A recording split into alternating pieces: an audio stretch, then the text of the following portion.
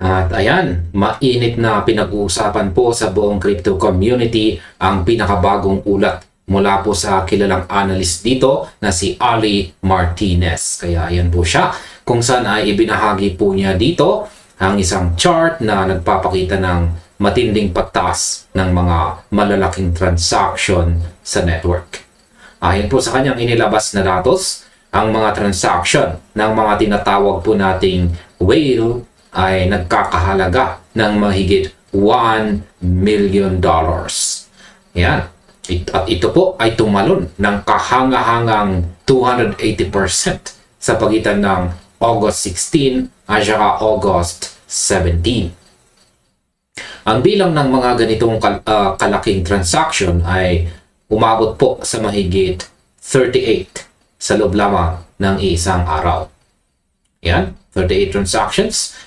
Ang antas po na ito ng activities mula sa mga malalaking wallet ay agad na nagdulot ng sari-saring katanungan kung para saan ba nagpuposisyon ang mga pangunahing may hawak ng asset.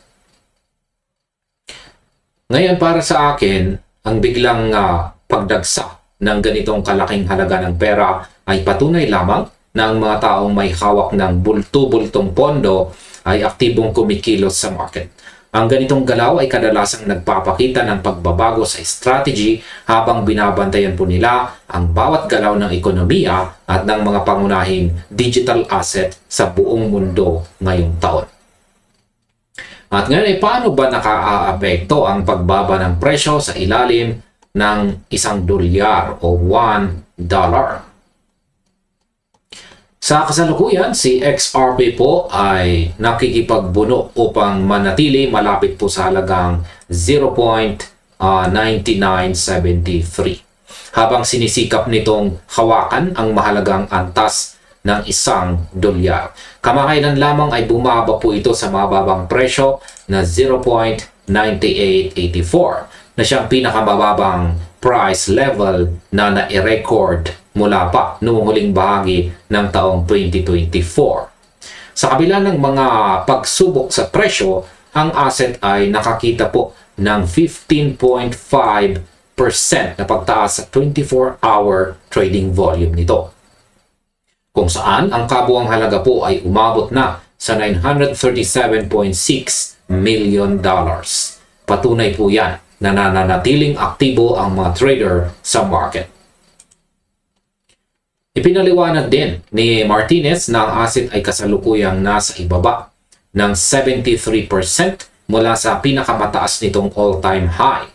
Ang ganitong konteksto ang nagbibigay linaw kung bakit tumaas ang activities ng mga whale. Dahil ang pagbagsak sa ibaba ng $1 ay tiyak na nagtulak sa kanila upang maghanap ng magandang pagkakataon sa pamimili o pag-buy. Ngayon, sa aking pananaw, ang antas na ito ay nagsisilbing parehong psychological at saka technical support sa loob ng ilang linggo. Maraming mga analyst ang nagpahayag noon pa man na maaaring sumadsad ng bagya sa XRP sa ibaba ng $1 at mukhang sinasamantala ng mga malalaking wallet ang nasabing pagkakataon upang dagdagan ang kanilang mga hawak bago magbago muli ang direksyon ng market. Ngayon ay accumulation ba talaga o exchange inflow ang nangyayari?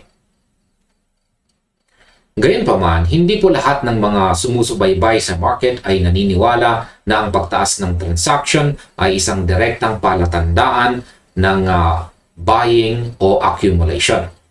Isang commentator po dito sa internet ang nagbahagi ng mahalagang punto sa kanyang tugon, kung saan sinabi niya ng isang transaction na nagkakahalaga ng mahigit $1 million ay maaaring maging exchange inflow sa parehong dalas na maaari rin itong maging simpleng pag-iipon sa private wallet.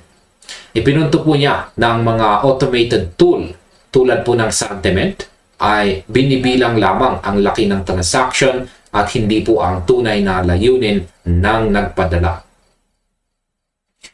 Inirekomenda po niya na pag-aralan munang mabuti ang exchange net flow Yan, exchange net flow data bago gumawa ng final na conclusion.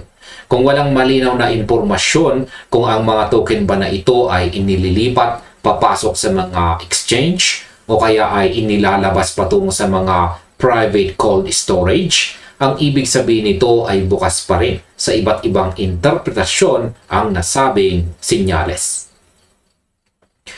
Para sa akin, napakahalagang suriin po natin ang buong datos bago magdesisyon upang hindi po tayo magkamali sa pagbasa ng galaw ng market. Ang simpleng pagtingin sa dami ng pera na lumilipat po ay hindi sapat. Kailangan nating alamin kung saan talaga patungo ang mga pondong ito upang masigurong tama ang ating magiging hakbang sa pag-i-invest. At ngayon ay saan ba patungo ang presyo ng XRP ayon sa mga eksperto? May ilan po sa community ang naniniwala na si XRP ay maaaring bumaba pa ng mas malalim bago po siya tuluyang makapagsimula ng isang matatag na pagre-recover. Nagsabi po ang isang community member na ang presyo ay posibleng dumaos-dos patungong 0.50 kung magpapatuloy po ang pagbaba ng market. Sa kabilang banda naman, nagbigay po si Martinez ng mas balanse at maingat na pananaw kung saan sinabi niya na ang 0.70 ay maaaring magsilbing pinakamababang sahig o floor ng presyo. Ngunit idinagdag din niya na ang paglampas sa $1.06 ay magbubukas po ng malaking potensyal para sa pagtaas ng galaw.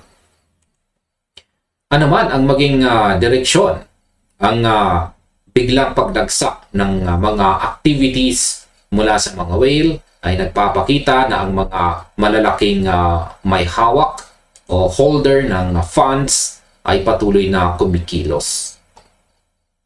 At sa kabuuan, naniniwala ako na ang kasalukuyang sitwasyon ay nagpapakita lamang ng katatagan ng interest sa XRP Ledger. Sa pamamagitan ng pag-unawa sa mga technical na support at pag-monitor sa mga datos ng transaction, mas nagiging handa ang mga investors na harapin ang mga pagbabago sa takbo ng presyo ngayong taon ng may tamang gabay at malalim na kaalaman sa ekonomiya ng mga digital asset. At ayan mga ka-crypto, hanggang dito na lamang po tayo sa video na ito. Marami pong salamat sa inyong panonood.